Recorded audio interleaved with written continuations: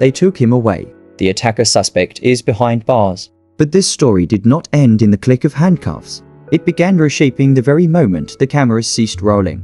In a private room, shut off from microphones and press statements, Donald Trump, the man who always was certainty like armor, showed something that hardly anyone has ever seen: real, unadorned vulnerability.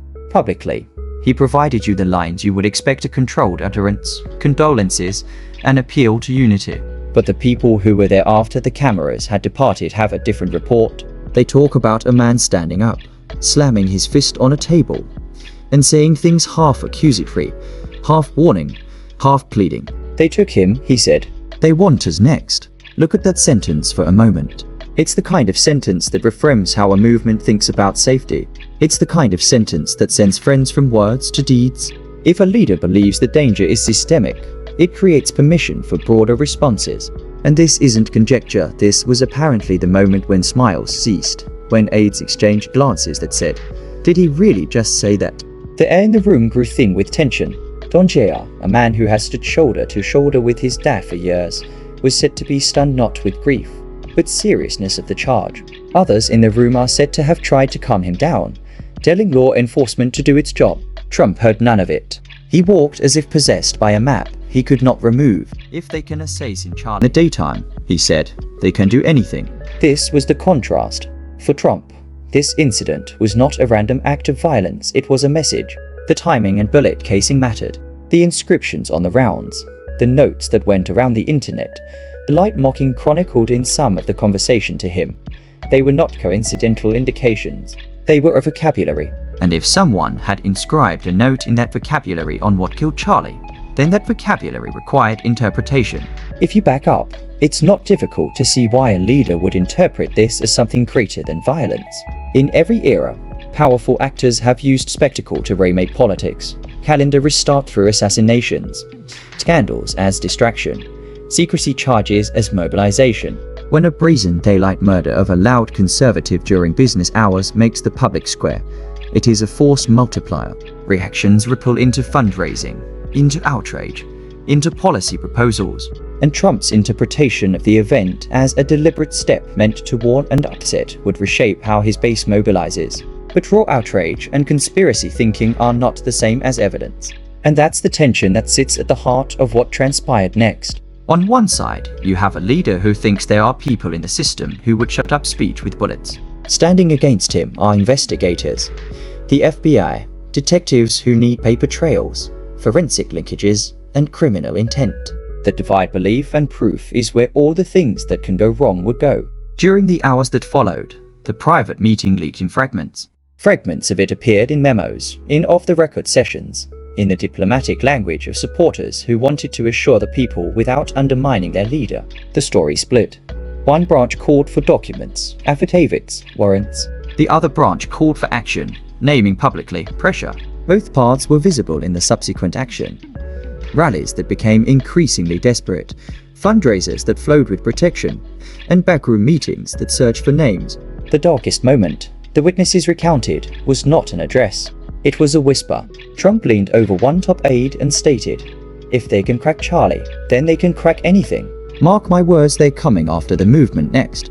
Those kinds of words have power. They do not simply lament. They organize, they educate, they rechannel political apparatus toward defense and offense simultaneously. We should be explicit about the machinery here. When a leader begins to refer to enemies within the system, a continuum is created. One end is rhetorical reactions, op-eds, statements, legal pressure. The other end is more sinister consequences: doxing, vigilantism, targeted harassment. The real question for the nation is this: will brave investigators and a healthy judiciary prevent rhetoric from spilling over into the violent real world? Or will rhetoric be a cover for escalation? Meanwhile, detectives just kept going, collecting surveillance, taking witness statements, tracing messages. The discovery of engraved casings and cryptic messages on machinery added more layers no one had ever expected. Those artifacts may be taunting gestures, gang symbols, or deliberate attempts to confuse detectives. To the public, the image is horrific. Something meant to be meaningless made meaningful by a murder. To a leader who finds meaning in everything, those artifacts are proof. And yet still, we must ask the fundamental, hard questions. Why would a person who didn't want to be found take the trouble to engrave a message into a casing? Who benefits from that visibility? Is the engraving a play at bragging, taunting, or deflecting blame onto a cultural group? The answers to those questions will determine whether this murder is tried as the isolated act of a deranged individual or as a symptom of a larger trend. Behind the scenes, Trump's role shifted. Allies who had previously seen him as the incessant campaigner came to see him as the man plotting defense. Arrangements were made, heightened security at rallies, vetting of supporters, legal pressure to free more from the FBI, and the president's rhetoric began to change. Publicly, he clung to demands for calm. In private, he instructed aides to find the truth no matter the expense. That is where we will be judged by history. Do we meet tragedy with a doubling down on institutions that provide facts? Or does the country react with fear remaking the rules?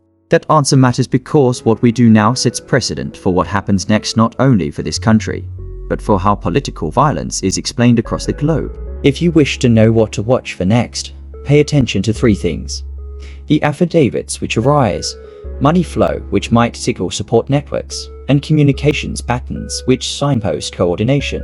Those are the things which push an idle suspicion towards a legal conclusion. If evidence suggests a network of players, then this was coordinated. Even if the evidence is directed to a lone, volatile individual, there still arise questions. Where is the motive? And where was the anger planted?